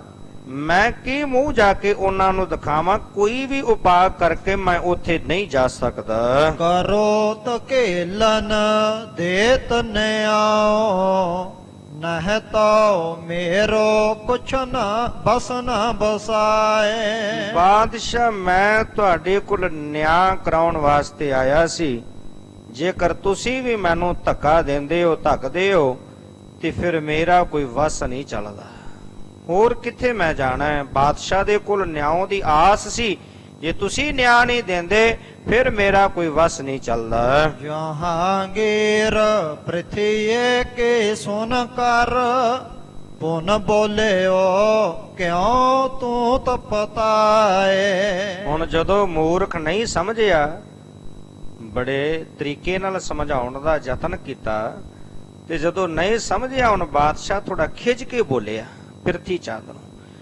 ਕਹਿਣ ਲੱਗਾ ਕਿ ਤੂੰ ਜਦੋਂ ਪਿਰਥੀ ਚੰਦ ਨੇ ਅੱਗੋਂ ਇਹ ਗੱਲਾਂ ਕਹੀਆਂ ਸੁਣ ਕੇ ਬਾਦਸ਼ਾਹ ਕਹਿਣ ਲੱਗਾ ਤੂੰ ਕਿਉਂ ਤਪਦਾ? ਤੇਰੇ ਮਨ ਨੂੰ ਕਾਹਦਾ ਸਾੜ ਹੈ? ਕਾਹਦਾ ਤਾਪ ਤੇਰੇ ਮਨ ਅੰਦਰ ਚੜਿਆ? ਕਿਹੜੀ ਗੱਲ ਤੋਂ ਤੂੰ ਤਪਦਾ ਹੈ? ਪਿਤ ਪ੍ਰਸੰਨ ਕਰ ਤਿਸਨੇ ਲੀਨਸ ਕਿਉਂ ਤੇਰੇ ਉਰਦਾ ਲਗਾਏ। ਪਿਤਾ ਨੂੰ ਪ੍ਰਸੰਨ ਕਰਕੇ, ਪਿਤਾ ਦੀ ਸੇਵਾ ਕਰਕੇ ਗੁਰੂ ਅਰਜਨ ਦੇਵ ਪਾਤਸ਼ਾਹ ਜੀ ਨੇ ਗੁਰਤਾ ਗੱਦੀ ਪ੍ਰਾਪਤ ਕੀਤੀ ਹੈ, ਉਹਦੇ ਤੇ ਪ੍ਰਸੰਨ ਹੋਏ ਨੇ, ਤੇ ਪ੍ਰਸੰਨ ਕਰਕੇ ਪਿਤਾ ਨੂੰ ਫਿਰ ਉਹਨੇ ਇਹ ਦਾਤ ਲਈ ਹੈ। ਤੇ ਤੇਰੇ ਮਨ ਵਿੱਚ ਕਾਹਦੀ ਅੱਗ ਲੱਗਦੀ ਹੈ? ਦਾਹ ਲਗਾਏ, ਦਾਹ ਤੋਂ ਭਾਵ ਅੱਗ ਲੱਗਣੀ। ਕਹਿਣ ਲੱਗੇ ਤੇਰੇ ਮਨ ਵਿੱਚ ਕਿਉਂ ਅੱਗ ਲੱਗ ਰਹੀ ਹੈ? ਉਹਨੇ ਪਿਤਾ ਨੂੰ ਖੁਸ਼ ਕਰਕੇ, ਪਿਤਾ ਨੂੰ ਪ੍ਰਸੰਨ ਕਰਕੇ, ਸੇਵਾ ਕਮਾ ਕੇ ਗੁਰਤਾ ਗੱਦੀ ਲਈ ਹੈ। ਉਹਨੇ ਕੋਈ ਵਲਛਲ ਕਰਕੇ ਨਹੀਂ ਲਈ। ਤੇਰੇ ਮਨ ਵਿੱਚ ਕਿਉਂ ਅੱਗ ਲੱਗਦੀ ਹੈ? ਸੇਵਾ ਕਰੇ ਨਾ ਆਪਨ ਬੜਨ ਕੇ, ਅਬ ਕਿਆ ਹੋਏ ਠਾਨ ਜੇ ਉਪਾਏ। ਉਸ ਵਕਤ ਆਪਣੇ ਵੱਡਿਆਂ ਦੀ ਸੇਵਾ ਨਹੀਂ ਕੀਤੀ ਪ੍ਰਿਥੀ ਚੰਦ। ਹੁਣ ਤੂੰ ਸੜ ਰਿਹਾ ਈਰਖਾ ਦੀ ਅੱਗ ਵਿੱਚ, ਉਹਨਾਂ ਦੀ ਵਡਿਆਈ ਨੂੰ ਵੇਖ ਨਹੀਂ ਸਕਦਾ। ਤੂੰ ਆਪਣੇ ਵੱਡਿਆਂ ਦੀ ਸੇਵਾ ਨਹੀਂ ਕੀਤੀ। ਹੁਣ ਕੀ ਹੋ ਸਕਦਾ? ਹੁਣ ਕੋਈ ਉਪਾਅ ਨਹੀਂ ਹੋ ਸਕਦਾ। ਲਗੋ ਪਾਏ ਤਿਸ ਕਰੋ ਗੁਜ਼ਾਰਾ, ਮੈਂ ਨਿਜ ਹੁਕਮ ਨ ਤਹਾਂ ਅਲਾਏ। ਤੇਰੇ ਲਈ ਇੱਕੋ ਰਸਤਾ ਹੈ, ਤੂੰ ਉਹਨਾਂ ਦੇ ਚਰਨੀ ਜਾ ਕੇ ਲੱਗ ਜਾ। ਗੁਰੂ ਅਰਜਨ ਦੇਵ ਪਾਤਸ਼ਾਹ ਜੀ ਦੇ ਉਹਨਾਂ ਦੇ ਚਰਨੀ ਲੱਗ ਕੇ ਉੱਥੇ ਜਾ ਕੇ ਆਪਣਾ ਗੁਜ਼ਾਰਾ ਕਰ। ਮੈਂ ਉਸ ਘਰ ਦੇ ਉੱਤੇ ਕੋਈ ਆਪਣਾ ਹੁਕਮ ਨਹੀਂ ਚਲਾਉਣਾ, ਕਿਉਂਕਿ ਗੁਰੂ ਨਾਨਕ ਦੇ ਘਰ ਦਾ ਹੁਕਮ ਸਾਰੇ ਸੰਸਾਰ ਤੇ ਚੱਲਦਾ ਹੈ। ਉਹ ਘਰ ਉੱਚਾ ਹੈ, ਇਸ ਕਰਕੇ ਮੈਂ ਉਸ ਘਰ ਉੱਤੇ ਕੋਈ ਆਪਣਾ ਹੁਕਮ ਨਹੀਂ ਚਲਾ ਸਕਦਾ। ਏ ਮਕਾਰ ਕ੍ਰੋਧ ਸਾਹੋ ਨੇ ਭਾਖੇ, ਅਪਰ ਖਿਆਲ ਪੁਨ ਦ੍ਰਿਸ਼ਟ ਲਗਾਏ। ਇਸ ਤਰ੍ਹਾਂ ਦੇ ਨਾਲ ਜਹਾਂਗੀਰ ਬਾਦਸ਼ਾਹ ਨੇ ਬੜੇ ਕ੍ਰੋਧ ਵਿੱਚ ਆ ਕੇ ਬੋਲ ਜਿਹੜੇ ਨੇ ਪ੍ਰਿਥੀ ਚੰਦ ਨੂੰ ਕਹੇ, ਤੇ ਇਹ ਕਹਿ ਕੇ ਉਸ ਤੋਂ ਬਾਅਦ ਬਾਦਸ਼ਾਹ ਨੇ ਜਿਹੜਾ ਆਪਣਾ ਖਿਆਲ ਸੀ ਹੋਰ ਦੂਜੇ ਪਾਸੇ ਵੱਲ ਲਾ ਲਿਆ, ਆਪਣਾ ਧਿਆਨ ਦੂਜੇ ਪਾਸੇ ਕਰ ਲਿਆ। ਇਸ ਕੇ ਦਿਸ ਨਹਿ ਮੁਖ ਕੋ ਕੀਨਸ, ਬੈਠਿਓ ਤਬ ਹੀ ਗਰੀਬ ਨਿਵਾਏ। ਮੁੜ ਕੇ ਜਹਾਂਗੀਰ ਬਾਦਸ਼ਾਹ ਨੇ ਇਹਦੇ ਵੱਲ ਮੂੰਹ ਨਹੀਂ ਕੀਤਾ। ਪਤਾ ਸੀ ਕਿ ਅੰਦਰੋਂ ਖੋਟਾ ਹੈ, ਇਹਨੇ ਕੋਈ ਚੰਗੀ ਗੱਲ ਕਰਨੀ ਹੋਈ ਨਹੀਂ, ਸਮਝਣ ਦਾ ਯਤਨ ਹੀ ਨਹੀਂ ਕਰਦਾ। ਬਾਦਸ਼ਾਹ ਨੇ ਮੁੜ ਕੇ ਇਹਦੇ ਵੱਲ ਮੂੰਹ ਨਹੀਂ ਕੀਤਾ, ਆਪਣਾ ਧਿਆਨ ਹੋਰ ਪਾਸੇ ਕਰ ਲਿਆ ਤੇ ਨੀਵੀਂ ਪਾ ਕੇ ਪ੍ਰਿਥੀ ਚੰਦ ਉੱਥੇ ਬੈਠਾ ਰਿਹਾ। ਕਿਸ ਕੇ ਦਿਸ ਦੇਖਤ ਨਹਿ ਰਿਸ ਔਰ, ਬ੍ਰਿੜਾ ਬੜੇ ਬਹੁਰ ਉਪਜਾਏ। ਤੇ ਹੁਣ ਇਹਦੇ ਵੱਲ ਬਾਦਸ਼ਾਹ ਨੇ ਵੇਖਿਆ ਨਹੀਂ, ਤੇ ਹਿਰਦੇ ਅੰਦਰ ਬੜਾ ਜਿਹੜਾ ਹੈ ਉਹ ਗੁੱਸਾ ਹੈ ਬਾਦਸ਼ਾਹ ਦੇ। ਤੇ ਹੁਣ ਇਹ ਬੜਾ ਸ਼ਰਮਿੰਦਾ ਹੋਇਆ, ਬੜਾ ਲੱਜਤ ਹੋ ਕੇ ਉੱਥੇ ਬੈਠਾ ਹੈ। ਚਿਤ ਮਹਿ ਚਿਤਵਤ ਚਿੰਤਾ ਅਤਸੈ, ਪਸਚਾਤਾਪ ਅਦਕ ਹੈ ਪਾਏ। ਹੁਣ ਜਦੋਂ ਬਾਦਸ਼ਾਹ ਨੇ ਕ੍ਰੋਧ ਵਿੱਚ ਆ ਕੇ ਇਸ ਤਰ੍ਹਾਂ ਕਿਹਾ, ਝਾੜ ਚੰਬ ਕੀਤੀ, ਤੇ ਮਨ ਦੇ ਅੰਦਰ ਚਿੰਤਾ ਜਿਹੜੀ ਸੀ ਹੋਰ ਵੱਧ ਗਈ। ਤੇ ਚਿੰਤਾ ਦੇ ਵਿੱਚ ਪਿਆ ਹੋਇਆ ਹੁਣ ਉੱਥੇ ਝੂਰਦਾ ਹੈ, ਪਛਤਾਉਂਦਾ ਹੈ, ਪਛਤਾਵਾ ਪੱਲੇ ਵਿੱਚ ਪਿਆ ਹੈ। ਅਵਨੇ ਖਨਤ ਨਖਨ ਸੋ ਝੂਰਤ, ਦੁਖ ਪਾਵਤ ਕੁਛ ਭੋਲ ਸਕੈ ਨਾ। ਤੇ ਹੁਣ ਨੀਵੀਂ ਪਾ ਕੇ ਧਰਤੀ ਤੇ ਬੈਠਾ ਆਪਣੇ ਨਹੁੰ ਦੇ ਨਾਲ ਧਰਤੀ ਨੂੰ ਖੁਰਚੀ ਜਾ ਰਿਹਾ ਹੈ। ਝੂਠਾ ਸੀ, ਬਾਦਸ਼ਾਹ ਦੀ ਸਭਾ ਵਿੱਚ ਝੂਠਾ ਪੈ ਗਿਆ। ਸਮਝਾਇਆ ਸੀ ਕਿ ਉੱਥੇ ਜਾ ਕੇ ਤੇਰੇ ਪੱਲੇ ਕੁਛ ਨਹੀਂ ਪੈਣਾ। ਮਹਾਦੇਵ ਜੀ ਨੇ ਸਮਝਾਇਆ ਸੀ, ਪ੍ਰਿਥੀ ਚੰਦ ਉੱਥੋਂ ਤੈਨੂੰ ਕੁਛ ਨਹੀਂ ਮਿਲਣਾ, ਤੇਰੇ ਪੱਲੇ ਵਿੱਚ ਕੁਛ ਨਹੀਂ ਪੈਣਾ, ਤੂੰ ਸਿਆਣਾ ਬਣ ਜਾ। ਭਾਈ ਗੁਰਦਾਸ ਜੀ ਵੀ ਗਏ ਪਰ ਕਿਸੇ ਦੀ ਨਹੀਂ ਮੰਨੀ। ਹੁਣ ਝੂਠਾ ਸੀ, ਨੀਵੀਂ ਪਾ ਕੇ ਬੈਠਾ ਧਰਤੀ ਤੇ, ਨਹੁੰ ਦੇ ਨਾਲ ਧਰਤੀ ਨੂੰ ਖੁਰਚੀ ਜਾ ਰਿਹਾ। ਬੜਾ ਦੁੱਖ ਇਹਨੂੰ ਪ੍ਰਾਪਤ ਹੋਇਆ ਹੈ। ਕਿਤਕ ਕਾਲ ਬੈਠਿਓ ਮੁਰਝਾਵਤ, ਪੁਨ ਗਮਨੇ ਸਭ ਨਿਜ ਨਿਜ ਐਨ। ਹੁਣ ਮੂੰਹ ਤੋਂ ਕੁਝ ਬੋਲਦਾ ਨਹੀਂ। ਕੁਝ ਸਮਾਂ ਇਸੇ ਤਰ੍ਹਾਂ ਉੱਥੇ ਬੈਠਾ ਰਿਹਾ ਤੇ ਕੁਝ ਸਮੇਂ ਦਾ ਬਾਅਦ ਮੁਰਝਾਇਆ ਹੋਇਆ ਤੋਂ ਵਾਪਸ ਚੱਲ ਪਿਆ। ਬਾਕੀ ਵੀ ਸਾਰੇ ਆਪੋ ਆਪਣੇ ਨਿਵਾਸ ਸਥਾਨ ਨੂੰ ਚਲੇ ਗਏ। ਢੇਰੇ ਮਹਿ ਪ੍ਰਿਥਿਆ ਚੱਲ ਆਇਓ, ਪਰਿਓ ਆਏ ਨਹਿ ਬੋਲਤ ਬੈਨ। ਤੇ ਹੁਣ ਪ੍ਰਿਥੀ ਚੰਦ ਝੂਰਦਾ ਪਛਤਾਉਂਦਾ ਹੋਇਆ ਵਾਪਸ ਆਪਣੇ ਡੇਰੇ ਤੇ ਪਹੁੰਚ ਗਿਆ। ਤੇ ਆ ਕੇ ਲੇਟ ਗਿਆ। ਹੁਣ ਕਿਸੇ ਦੇ ਨਾਲ ਵੀ ਬੋਲਦਾ ਨਹੀਂ, ਕੋਈ ਗੱਲ ਨਹੀਂ ਕਰਦਾ। ਬਦਨ ਛਾਦ ਕਰ ਲੈ ਬੜ ਸੁਆਸਨ, ਭਰ ਭਰ ਜਲ ਆਵਤ ਜੁਗ ਨੈਣ।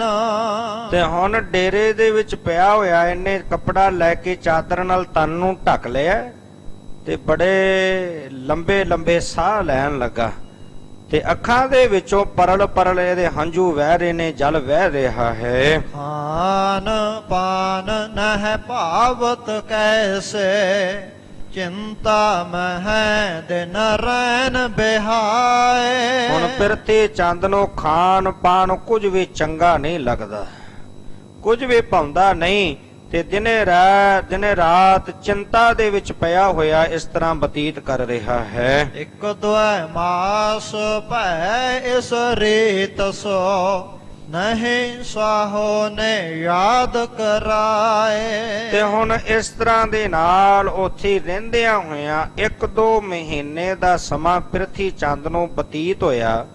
1-2 ਮਹੀਨੇ ਬਤੀਤ ਹੋ ਗਏ, ਪਰ ਕਦੀ ਵੀ ਬਾਦਸ਼ਾਹ ਨੇ ਇਹਨੂੰ ਯਾਦ ਨਹੀਂ ਕੀਤਾ, ਨਾ ਕਦੀ ਆਪਣੇ ਕੋਲ ਬੁਲਾਇਆ। ਕਬਹੁ ਨਹੀਂ ਬੁਲਾਏ ਪਠਾਇਓ, ਨਹਿ ਸਨਮਾਨਿਓ ਪੁਨ ਕਿਸ ਪਾਏ। ਤੇ ਨਾ ਇਹਨੂੰ ਯਾਦ ਕੀਤਾ ਤੇ ਨਾ ਕਿਸੇ ਮਨੁੱਖ ਨੂੰ ਭੇਜ ਕੇ, ਸੇਵਕ ਨੂੰ, ਆਪਣੇ ਨੌਕਰ ਨੂੰ ਭੇਜ ਕੇ ਇਹਨੂੰ ਬੁਲਾ ਕੇ ਕੋਈ ਇਹਦਾ ਸਨਮਾਨ ਕੀਤਾ। ਜਾਂ ਤੇ ਅਤਕ ਚਿੰਤ ਮਨ ਠਾਨਤ, ਚਿਤਵਤ ਚਿਤ ਮਹਿ ਅਨਕ ਉਪਾਏ। ਤੇ ਹੁਣ ਮਨ ਦੇ ਅੰਦਰ ਚਿੰਤਾ ਬਹੁਤ ਵਧੀ ਹੈ, ਅੱਗੇ ਨਾਲੋਂ ਵੀ ਚਿੰਤਾ ਜਿਹੜੀ ਸੀ ਉਹ ਵੱਧ ਗਈ ਤੇ ਹੁਣ ਚਿੱਤ ਦੇ ਵਿੱਚ ਆਪਣੇ ਮਨ ਦੇ ਅੰਦਰ ਸੋਚਦਾ ਵਿਚਾਰਦਾ ਹੈ। ਇੱਕ ਦਿਨ ਸੁਲਹੇ ਕੇ ਸੰਗ ਮਿਲ ਕੇ, ਆਪਨੋ ਕਾਸ਼ਟ ਕਹਿਓ ਤਬ ਰੋਏ। ਤੇ ਇੱਕ ਦਿਨ ਹੁਣ ਇਹਨੇ ਜਦੋਂ ਵੇਖਿਆ ਕਿ ਮੈਨੂੰ ਇੰਨਾ ਸਮਾਂ ਇੱਥੇ ਰਹਿੰਦਿਆਂ ਬਤੀਤ ਹੋ ਗਿਆ, ਬਾਦਸ਼ਾਹ ਨੇ ਤਾਂ ਮੈਨੂੰ ਕਦੀ ਬੁਲਾਇਆ ਹੀ ਨਹੀਂ, ਯਾਦ ਹੀ ਨਹੀਂ ਕੀਤਾ। ਮੈਂ ਤੇ ਆਇਆ ਸੀ ਕਿ ਗੁਰਤਾ ਗੱਦੀ ਲੈ ਕੇ ਵਾਪਸ ਮੁੜਾਂਗਾ, ਉਹ ਗੱਲ ਬਣੀ ਨਹੀਂ ਤੇ ਬੜਾ ਦੁਖੀ ਹੋਇਆ। ਇੱਕ ਦਿਨ ਸੁਲੇਹ ਖਾਨ ਨੂੰ ਮਿਲਿਆ। ਸੁਲੇਹ ਖਾਨ ਨੂੰ ਮਿਲ ਕੇ ਰੋ ਰੋ ਕੇ ਆਪਣਾ ਦੁੱਖ ਦੱਸਣ ਲੱਗਾ। ਆਤ ਸਾਹਨੇ ਕਛੋ ਨ ਕੀਨਸ, ਜਿਸ ਕੀ ਆਸ ਸਦਾ ਥਿਤ ਹੋਏ। ਕਹਿਣ ਲੱਗੇ ਬਾਦਸ਼ਾਹ ਨੇ ਕੋਈ ਮੇਰੇ ਨਾਲ ਇਨਸਾਫ ਨਹੀਂ ਕੀਤਾ, ਜਿਹਦੀ ਮੇਰੇ ਮਨ ਅੰਦਰ ਸਦਾ ਆਸ ਬਣੀ ਰਹਿੰਦੀ ਸੀ ਕਿ ਬਾਦਸ਼ਾਹ ਕੋਲ ਪਹੁੰਚ ਕੇ ਮੈਂ ਜ਼ਰੂਰ ਆਪਣਾ ਹੱਕ ਲੈ ਕੇ ਰਵਾਂਗਾ, ਗੁਰਤਾ ਗੱਦੀ ਲੈ ਲਵਾਂਗਾ। ਬਾਦਸ਼ਾਹ ਕੋਲ ਪਹੁੰਚ ਕੇ ਮੇਰੇ ਮਨ ਅੰਦਰ ਸਦਾ ਆਸ ਬਣੀ ਰਹਿੰਦੀ ਸੀ, ਉਹ ਬਾਦਸ਼ਾਹ ਨੇ ਮੈਨੂੰ ਕੋਈ ਮੇਰੇ ਨਾਲ ਨਿਆਂ ਨਹੀਂ ਕੀਤਾ। ਅਬ ਕਿਆ ਕਰ ਹੈ ਉਪਾਵ ਬਤਾਵੋ, ਜਿਸ ਤੇ ਰਹਿ ਆਵੈ ਪਤ ਜੋਏ। ਕਹਿਣ ਲੱਗਾ ਸੁਲੇਹ ਖਾਂ, ਹੁਣ ਮੈਨੂੰ ਤੂੰ ਹੀ ਦੱਸ ਕਿ ਕਿਹੜਾ ਉਪਾਅ ਕਰਾਂ, ਕਿਹੜਾ ਤਰੀਕਾ ਕੋਈ ਵਰਤਾਂ ਜਿਹਦੇ ਨਾਲ ਮੇਰੀ ਰਹਿੰਦੀ ਮਾੜੀ ਮੋਟੀ ਕੋਈ ਇੱਜ਼ਤ ਜਿਹੜੀ ਹੈ ਉਹ ਬਚ ਜਾਵੇ। ਝੂਰਦਾ ਤਾਂ ਇਸ ਗੱਲ ਤੋਂ ਸੀ ਕਿ ਇੱਥੋਂ ਵੀ ਫਟਕਾਰਾਂ ਪਈਆਂ ਤੇ ਇੱਥੋਂ ਵੀ ਹੁਣ ਸਖਣੇ ਖਾਲੀ ਜਾਣਾ ਪੈਣਾ ਹੈ। ਕਹਿਣ ਲੱਗਾ ਕੋਈ ਉਪਾਅ ਦੱਸ, ਕੋਈ ਤਰੀਕਾ ਦੱਸ ਜਿਹਦੇ ਨਾਲ ਕੋਈ ਥੋੜੀ ਬਹੁਤੀ ਬਚੀ ਹੋਈ ਮੇਰੀ ਇੱਜ਼ਤ ਜਿਹੜੀ ਹੈ ਉਹ ਰਹਿ ਜਾਵੇ। ਕੇਸ ਮਿਸ ਕਰ ਦਿੱਲੀ ਤੇ ਨਿਕਸ ਹੈ, ਰਹਿਓ ਲਾਭ ਆਗ ਲਹੇ ਖੋਏ। ਕਹਿਣ ਲੱਗਾ ਇਸ ਕਰਕੇ ਮੈਂ ਦਿੱਲੀ ਤੋਂ ਇੱਜ਼ਤ ਨਾਲ ਚਲਾ ਜਾਵਾਂ, ਨਹੀਂ ਤਾਂ ਮੇਰੀ ਰਹਿੰਦੀ ਬਹੁਤੀ ਜਿਹੜੀ ਕੋਈ ਥੋੜੀ ਬਹੁਤੀ ਇੱਜ਼ਤ ਹੈ ਉਹ ਵੀ ਚਲੀ ਜਾਣੀ ਹੈ, ਉਹ ਵੀ ਗਵਾਚ ਜਾਣੀ ਹੈ। ਸੁਲਹੇ ਕਹਿਓ ਨਾ ਬਸ ਕੁਛ ਮੇਰੇ, ਪਾਤ ਸਾਹ ਸਮਝੈ ਪਖਵਾਨ। ਹੁਣ ਸੁਲੇਹ ਖਾਂ ਕਹਿਣ ਲੱਗਾ ਕਿ ਮਿੱਤਰਾ ਹੁਣ ਮੇਰੇ ਵੀ ਵੱਸ ਦੀ ਗੱਲ ਨਹੀਂ ਰਹੀ, ਕਿਉਂਕਿ ਸਤਿਗੁਰ ਦਾ ਦਰ ਛੱਡ ਕੇ ਮਨੁੱਖਾਂ ਦੇ ਅੱਗੇ ਲਿਲੜੀਆਂ ਕੱਢਦਾ। ਉਹ ਲੋਕ ਜਿਹੜੇ ਗੁਰੂ ਨਾਨਕ ਦੇ ਘਰ ਦੇ ਵਿੱਚ ਆ ਕੇ ਫਰਿਆਦੀ ਹੁੰਦੇ ਨੇ, ਆਪਣੀਆਂ ਬੇਨਤੀਆਂ ਕਰਦੇ ਨੇ, ਜੋਦੜੀਆਂ ਕਰਦੇ ਨੇ, ਬੇਮੁਖ ਹੋਏ ਬੰਦੇ ਦਾ ਬੰਦਾ, ਤੇ ਇਹ ਜਾ ਕੇ ਮਨੁੱਖਾਂ ਦੇ ਕੋਲ ਲਿਲੜੀਆਂ ਕੱਢਦਾ ਫਿਰਦਾ ਹੈ। ਤੇ ਇਸ ਕਰਕੇ ਹੁਣ ਉਹ ਜਿਹੜੇ ਸੁਲੇਹ ਖਾਂ ਜਿਹਦੇ ਉੱਤੇ ਬੜਾ ਮਾਣ ਕਰਦਾ ਸੀ ਕਿ ਸੁਲੇਹ ਖਾਂ ਮੇਰਾ ਬੜਾ ਮਿੱਤਰ ਹੈ, ਮੈਨੂੰ ਗੁਰਤਾ ਗੱਦੀ ਲੈ ਦੇਵੇਗਾ, ਜੋ ਉਹ ਵੀ ਹੱਥ ਖੜੇ ਕਰ ਗਿਆ। ਕਹਿਣ ਲੱਗਾ ਪ੍ਰਿਥੀ ਚੰਦ ਹੁਣ ਮੇਰੇ ਵੀ ਵੱਸ ਦੀ ਗੱਲ ਨਹੀਂ ਰਹੀ। ਹੁਣ ਬਾਦਸ਼ਾਹ ਨੇ ਜਾਣ ਲਿਆ ਕਿ ਮੈਂ ਤੇਰਾ ਪੱਖੀ ਹਾਂ, ਤੇਰੇ ਪੱਖ ਦੀ ਗੱਲ ਕਰਦਾ। ਇਹ ਗੱਲ ਨੂੰ ਬਾਦਸ਼ਾਹ ਜਾਣ ਗਿਆ ਹੈ। ਮਿਲੋ ਦੋਏ ਉਮਰਾਵ ਹੇਰ ਕਰ, ਇੱਕ ਕੋ ਨਾਮ ਸੋ ਅਬਦੁਲ ਖਾਨ। ਹੁਣ ਤਾਂ ਇੱਕੋ ਹੀ ਰਸਤਾ ਹੈ, ਜੇ ਤੂੰ ਚਾਹੁੰਦਾ ਕਿ ਤੇਰੀ ਥੋੜੀ ਬਹੁਤੀ ਇੱਜ਼ਤ ਬਣੀ ਰਹੇ। ਹੁਣ ਮੈਂ ਤਾਂ ਕੁਝ ਕਰ ਨਹੀਂ ਸਕਦਾ। ਦੋ ਉਮਰਾਵ ਨੇ ਬਾਦਸ਼ਾਹ ਦੇ, ਉਹਨਾਂ ਦੇ ਨਾਲ ਮਿਲਾਪ ਕਰ ਲੈ। ਇੱਕ ਦਾ ਨਾਂ ਹੈ ਅਬਦੁਲ ਖਾਨ। ਦੁੱਤੇ ਮੁਹੰਮਦ ਖਾਨ ਜਾਣਿਆ ਹੈ, ਕੁਛ ਰਿਸ਼ਵਤ ਦੀਜੈ ਹੈ ਤਿਨ ਪਾਨ। ਤੇ ਦੂਜਾ ਹੈ ਮੁਹੰਮਦ ਖਾਨ। ਇੱਕ ਦਾ ਨਾਮ ਅਬਦੁਲ ਖਾਨ ਹੈ, ਦੂਜੇ ਦਾ ਮੁਹੰਮਦ ਖਾਨ ਹੈ। ਇਹਨਾਂ ਨਾਲ ਮਿਲ ਕੇ ਇਹਨਾਂ ਨੂੰ ਕੁਝ ਰਿਸ਼ਵਤ ਦੇ, ਹੋ ਸਕਦਾ ਤੇਰਾ ਕੋਈ ਨਾ ਕੋਈ ਹੱਲ ਕਰ ਦੇਣ। ਇਹ ਦੋਵੇਂ ਜਿਹੜੇ ਅਬਦੁਲ ਖਾਨ ਤੇ ਮੁਹੰਮਦ ਖਾਨ ਸਨ, ਇਹ ਜਦੋਂ ਧੰਨ ਸ਼੍ਰੀ ਹਰਗੋਬਿੰਦ ਸਾਹਿਬ ਪਾਤਸ਼ਾਹ ਜੀ ਨੇ ਜੰਗ ਕੀਤੀ, ਉਸ ਜੰਗ ਦੇ ਵਿੱਚ ਇਹ ਦੋਨੇ ਮਾਰੇ ਗਏ ਸਨ। ਜੰਗ ਵਿੱਚ ਚੜ੍ਹਾਈ ਕਰਕੇ ਜਦੋਂ ਸ਼ਾਹੀ ਫੌਜਾਂ ਆਈਆਂ ਸਨ, ਇਹ ਦੋਵੇਂ ਉਹਨਾਂ ਦੇ ਵਿੱਚ ਸ਼ਾਮਲ ਸਨ। ਸੋ ਕਹਿਣ ਲੱਗਾ ਕਿ ਇਹ ਦੋ ਉਮਰਾਵ ਨੇ ਬਾਦਸ਼ਾਹ ਦੇ, ਤੂੰ ਇਹਨਾਂ ਨੂੰ ਰਿਸ਼ਵਤ ਦੇ, ਰਿਸ਼ਵਤ ਦੇ ਕੇ ਇਹਨਾਂ ਨੂੰ ਆਪਣੀ ਗੱਲ ਕਰ, ਹੋ ਸਕਦਾ ਕੋਈ ਹੱਲ ਕਰ ਦੇਣ। ਕਰਹਿ ਸਪਾਰਸ ਦੋਨੋਂ ਇਹ ਜਬ, ਸਿੱਧ ਕਾਜ ਆਪਨੋ ਤਬ ਜਾਨ। ਇਹ ਬੜੇ ਨਜ਼ਦੀਕੀ ਨੇ ਬਾਦਸ਼ਾਹ ਦੇ, ਤੇ ਇਸ ਕਰਕੇ ਜੇ ਤੇਰੀ ਇਹ ਸਿਫਾਰਿਸ਼ ਬਾਦਸ਼ਾਹ ਦੇ ਕੋਲ ਕਰ ਦੇਣ, ਫਿਰ ਤੂੰ ਆਪਣਾ ਜਿਹੜਾ ਕਾਰਜ ਹੈ ਉਹ ਜਾਣ ਲੈ ਕੇ ਤੇਰਾ ਕਾਰਜ ਸਿੱਧ ਹੋ ਗਿਆ। ਜੇ ਤੇਰੀ ਇਹ ਦੋਨੋਂ ਮਿਲ ਕੇ ਸਿਫਾਰਿਸ਼ ਕਰ ਦੇਣ। ਸੁਨ ਪ੍ਰਿਥੀ ਨੇ ਜਤਨ ਸੁਠਾਨਿਓ, ਮੁਲਾਕਾਤ ਤਿਨ ਸੋ ਠਹਿਰਾਏ। ਹੁਣ ਪ੍ਰਿਥੀ ਚੰਦ ਨੇ ਯਤਨ ਕੀਤਾ, ਜਦੋਂ ਸੁਲੇਹ ਖਾਨ ਨੇ ਇਹਨੂੰ ਕਿਹਾ ਦੱਸਿਆ, ਉਹਦੇ ਕੋਲੋਂ ਸੁਣ ਕੇ ਹੁਣ ਨੇ ਯਤਨ ਕਰਨ ਲੱਗਾ ਕਿ ਕਿਵੇਂ ਨਾ ਕਿਵੇਂ ਉਹਨਾਂ ਦੇ ਨਾਲ ਮੁਲਾਕਾਤ ਹੋਵੇ।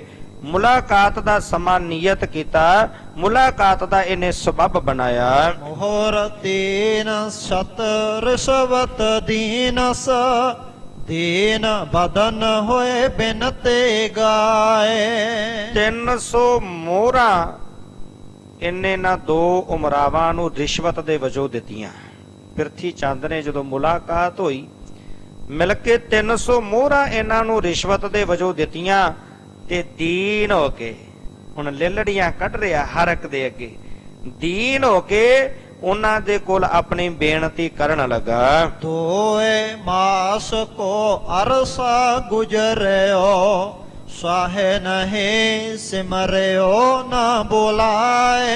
ਕਹਿਣ ਲੱਗਾ 2 ਮਹੀਨੇ ਦਾ ਸਮਾਂ ਮੈਂ ਬਤੀਤ ਕਰ ਲਿਆ, ਦਿੱਲੀ ਦੇ ਵਿੱਚ ਰਹਿੰਦੇ ਆ 2 ਮਹੀਨੇ ਬਤੀਤ ਹੋ ਗਏ ਨੇ, ਪਰ ਬਾਦਸ਼ਾਹ ਨੇ ਨਾ ਮੈਨੂੰ ਕਦੀ ਯਾਦ ਕੀਤਾ ਤੇ ਨਾ ਹੀ ਕਦੀ ਮੈਨੂੰ ਆਪਣੇ ਕੋਲ ਬੁਲਾਇਆ ਹੈ। ਆਇਓ ਨਿਆਉ ਲੈਨ ਗੁਰ ਆਏ, ਸੋ ਤੋ ਰਹੇ ਪ੍ਰਥਮ ਪਤ ਜਾਏ। ਕਹਿਣ ਲੱਗਾ ਮੈਂ ਤਾਂ ਆਇਆ ਸੀ ਬਾਦਸ਼ਾਹ ਦੇ ਕੋਲ ਗੁਰਿਆਈ ਲੈਣ ਵਾਸਤੇ ਕਿ ਬਾਦਸ਼ਾਹ ਮੈਨੂੰ ਗੁਰਤਾ ਗੱਦੀ ਲੈ ਦੇਵੇਗਾ, ਸੋ ਤੋ ਰਹੀ।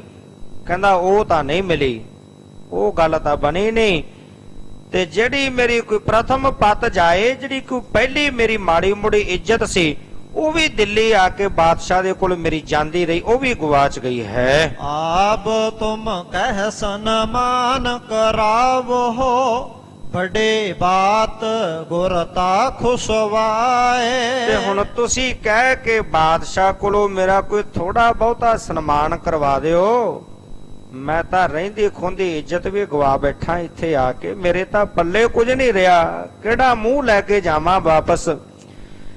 ਬਾਦਸ਼ਾਹ ਨੂੰ ਕਹਿ ਕੇ ਮੇਰਾ ਕੁਝ ਨਾ ਕੁਝ ਸਨਮਾਨ ਕਰਵਾ ਦਿਓ। ਵੱਡੀ ਗੱਲ ਹੈ ਕਿ ਜੇ ਗੁਰਤਾ ਗੱਦੀ ਕਿਸੇ ਨਾ ਕਿਸੇ ਤਰ੍ਹਾਂ ਮੈਨੂੰ ਮਿਲ ਜਾਵੇ, ਅਰਜਨ ਦੇ ਕੋਲੋਂ ਗੁਰਤਾ ਗੱਦੀ ਖੋਹ ਲਈ ਜਾਵੇ, ਇਹ ਵੱਡਾ ਕਾਰਜ ਹੈ। ਆਪ ਸਾਹੋ ਕਹਿ ਮੋਹਿ ਬਿਠਾਵਹਿ, ਇਮਤੋ ਕਾਰਜ ਸਿੱਧ ਹੋਏ ਜਾਏ। ਤੇ ਜੇਕਰ ਬਾਦਸ਼ਾਹ ਆਪ ਕਹਿ ਕੇ ਸ਼੍ਰੀ ਅਰਜਨ ਦੇਵ ਜੀ ਦੇ ਕੋਲੋਂ ਗੁਰਤਾ ਗੱਦੀ ਲੈ ਲਵੇ ਤੇ ਲੈ ਕੇ ਆਪ ਕਹਿ ਕੇ ਮੈਨੂੰ ਗੁਰਤਾ ਗੱਦੀ ਤੇ ਬਿਠਾ ਦੇਵੇ। ਇਸ ਤਰ੍ਹਾਂ ਦੇ ਨਾਲ ਇਹ ਜਿਹੜਾ ਮੇਰਾ ਕਾਰਜ ਹੈ ਸਿੱਧ ਹੋ ਜਾਵੇਗਾ, ਸਵਰ ਜਾਵੇਗਾ। ਨਾ ਹੈ ਤਾਂ ਗ੍ਰਾਮ ਦੇਹ ਕਰ ਆਦਰ, ਤਾਹਾਂ ਬਸੋ ਜਹ ਸਾਹੇ ਬਸਾਏ। ਨਹੀਂ ਤਾਂ ਜੇ ਉਹ ਗੁਰਤਾ ਗੱਦੀ ਨਹੀਂ ਲੈ ਕੇ ਦਿੰਦਾ ਤਾਂ ਮੇਰਾ ਕੋਈ ਨਾ ਕੋਈ ਤਾਂ ਸਨਮਾਨ ਕਰਾ ਦਿਓ, ਮੈਨੂੰ ਕੋਈ ਇੱਕ ਪਿੰਡ ਹੀ ਲੈ ਦਿਓ। ਦੇਖੋ ਗੁਰੂ ਨਾਨਕ ਦੇ ਘਰ ਦੇ ਵਿੱਚੋਂ ਜਿੱਥੋਂ ਆ ਕੇ ਦਾਤਾ ਮੰਗਦੇ ਨੇ ਝੋਲੀਆਂ ਅੱਡ ਕੇ, ਤੇ ਗੁਰੂ ਨਾਨਕ ਦਾ ਘਰ ਸਭਨਾਂ ਦੀਆਂ ਝੋਲੀਆਂ ਭਰਦਾ ਹੈ, ਤੇ ਉਸ ਘਰ ਦੇ ਵਿੱਚੋਂ ਜਾ ਕੇ ਪ੍ਰਿਥੀ ਚੰਦ ਕਿਵੇਂ ਦੇਖੋ ਤਰਲੇ ਲੈ ਰਿਹਾ ਹੈ।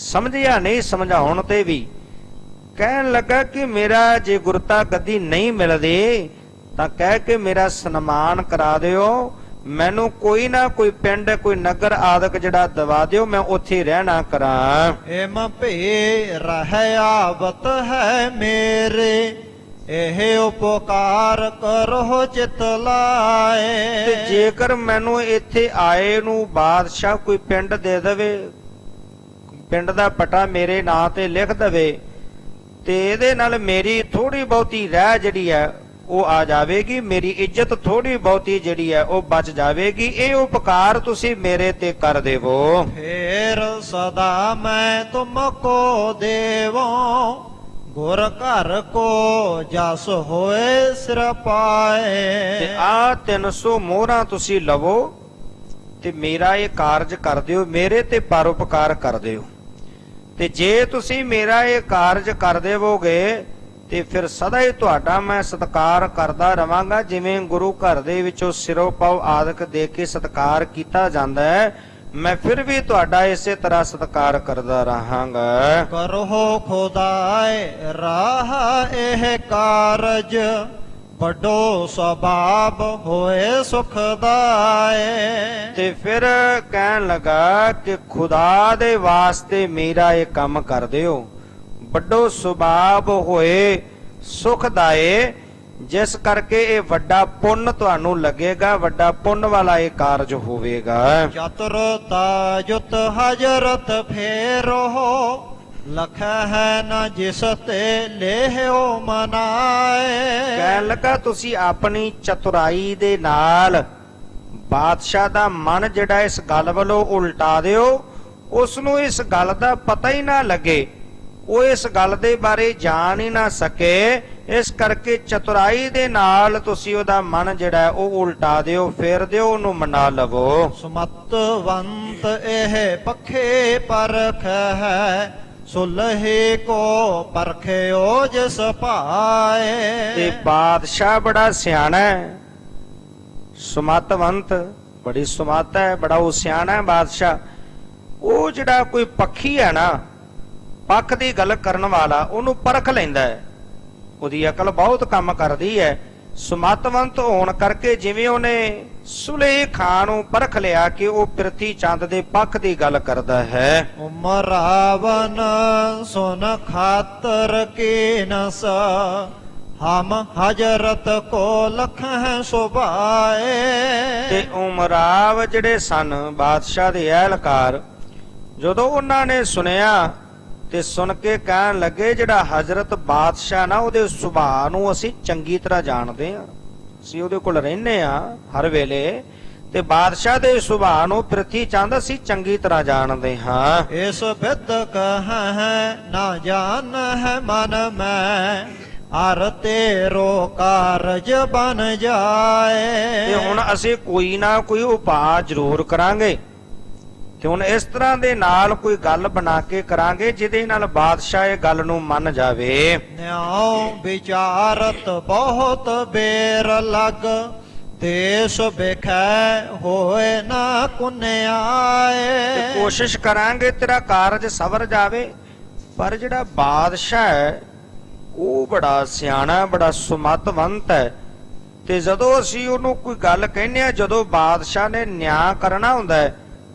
ਤੇ ਨਿਆਂ ਕਰਨ ਦੇ ਵਿੱਚ ਬਾਦਸ਼ਾਹ ਵਿਚਾਰ ਬਹੁਤ ਕਰਦਾ ਹੈ, ਕਈ ਵਾਰੀ ਬਹੁਤ ਸਮਾਂ ਲੱਗ ਜਾਂਦਾ ਨਿਆਂ ਕਰਨ ਵਿੱਚ, ਨਿਆਂ ਕਰਨ ਲਈ ਬਾਦਸ਼ਾਹ ਬਹੁਤ ਦੇਰ ਤੱਕ ਸੋਚਦਾ ਹੈ, ਵਿਚਾਰ ਕਰਦਾ ਹੈ। ਉਹ ਇਹ ਸੋਚਦਾ ਹੈ ਕਿ ਮੇਰੇ ਦੇਸ਼ ਦੇ ਵਿੱਚ ਕਿਤੇ ਕਿਸੇ ਨਾਲ ਅਨਿਆਂ ਨਾ ਹੋ ਜਾਵੇ।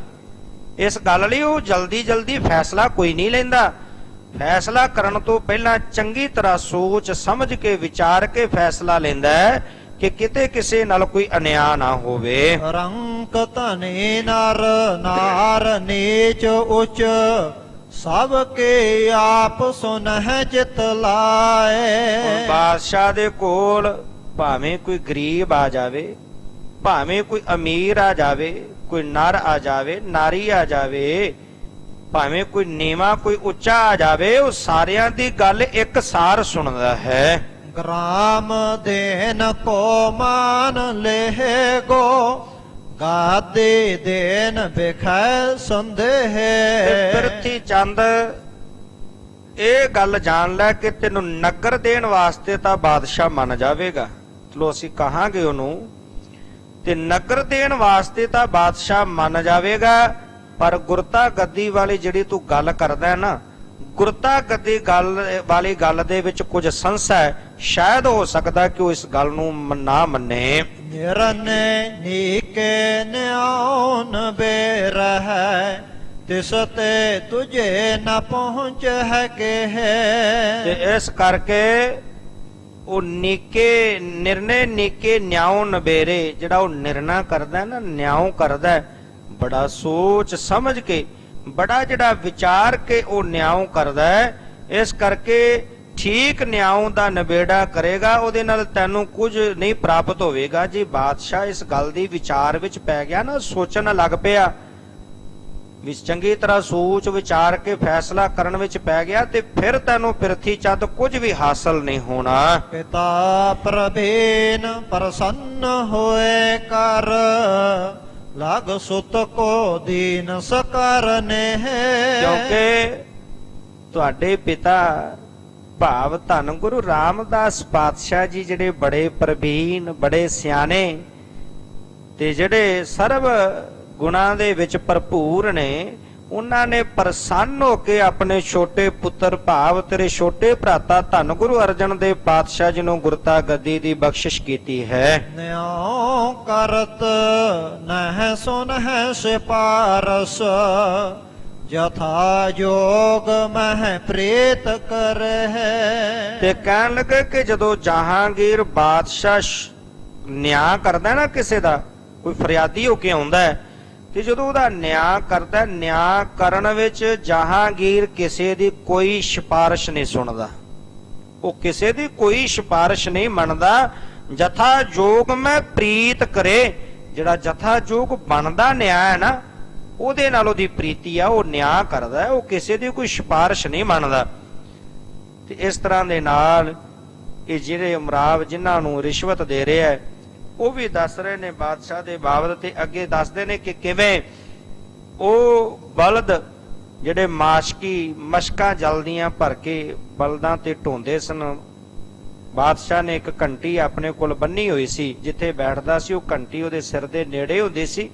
ਇੱਕ ਉਹਦੀ ਲੰਬੀ ਜਿਹੜੀ ਰੱਸੀ ਸੀ ਉਹ ਬਾਜ਼ਾਰ ਵਿੱਚ ਛੱਡੀ ਹੋਈ ਸੀ, ਤੇ ਜਿਹੜਾ ਕੋਈ ਦੁਖੀ ਹੋ ਕੇ ਉਹ ਰੱਸੀ ਨੂੰ ਖਿੱਚਦਾ ਸੀ ਤੇ ਉਹਨੂੰ ਬੁਲਾ ਕੇ ਤੁਰਤ ਬਾਦਸ਼ਾਹ ਉਹਦਾ ਨਿਆਂ ਕਰਦਾ ਸੀ। ਉਹ ਰੱਸੀ ਬਲਦਾਂ ਦੇ ਪੈਰਾਂ ਵਿੱਚ ਆ ਕੇ ਕਿਵੇਂ ਖਿੱਚੀ ਗਈ, ਤੇ ਉਹਨੇ ਪਸ਼ੂਆਂ ਦਾ ਵੀ ਨਿਆਂ ਕੀਤਾ। ਅੱਗੇ ਸਾਰਾ ਦੱਸਦੇ ਨੇ ਕਿ ਕਿਵੇਂ ਨਿਆਂ ਕਰਦਾ, ਉਹ ਨਿਆਂ ਕਰਨ ਵਿੱਚ ਕਿੰਨੀ ਵਿਚਾਰ ਕਰਕੇ, ਸੋਚ ਡੂੰਘੀ ਰੱਖ ਕੇ ਵਿਚਾਰ ਕਰਕੇ ਨਿਆਂ ਕਰਦਾ ਹੈ, ਉਹਦੇ ਬਾਬਤ ਦੱਸ ਰਹੇ ਨੇ ਪ੍ਰਿਥੀ ਚੰਦ ਨੂੰ। ਆਪਾਂ ਕੱਲ ਦੇ ਪ੍ਰਕਰਨ ਅੰਦਰ ਸਰਵਣ ਕਰਾਂਗੇ। ਸਮੇਂ ਦੇ ਲਿਹਾਜ਼ ਨਾਲ ਇੱਥੇ ਹੀ ਪ੍ਰਕਰਨ ਦੀ ਸਮਾਪਤੀ ਹੈ। ਪਾਵਨ ਪਵਿੱਤਰ ਇਤਿਹਾਸ ਨੂੰ ਵਾਚਦਿਆਂ, ਗੁਰਮਤਿ ਵਿਚਾਰਾਂ ਦੀ ਸਾਂਝ ਪਾਉਂਦਿਆਂ ਹੋਈਆਂ ਬੇਅੰਤ ਭੁੱਲਾਂ ਦੀ ਖਿਮਾ ਕਰਨੀ।